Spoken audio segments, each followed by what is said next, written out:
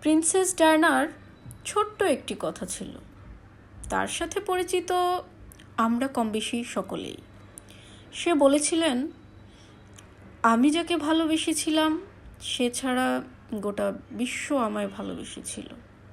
সৌন্দর্য, ব্যক্তিত্ব কিংবা আভিজাত্য কোনো কিছু দিয়েই প্রিন্সেস ডায়নাকে পেছনে ফেলবার মতো কেউ তার মৃত্যুর এত বছর পরেও আসেনি।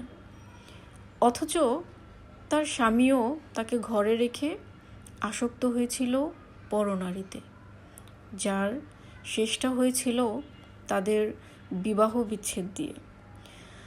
তোমরা অনেকেই বলো না, গুছিয়ে না চললে, নিজেকে সাজিয়ে না রাখলে পুরুষ হাতছাড়া হয়ে যায়। আসলে এটা পুরোপুরি মিথ্যে, বুঝলে? যার মানসিকতা নোংরা তার ঘরে হুড় থাকলেও সে কাজের মেয়ের পেছনেই ঘুরে বেড়াবে।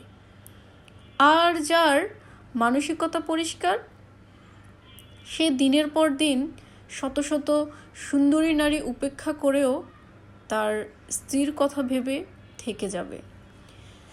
বেঈমানদের কোনো কারণ লাগে না বেঈমানি করার জন্য। তাদের আগাগোড়া পুরোটাই নোংরামিতে ভরা। তাদের কাছ থেকে ভালো কিছু আশা করাটাই ভুল, ভীষণ ভুল।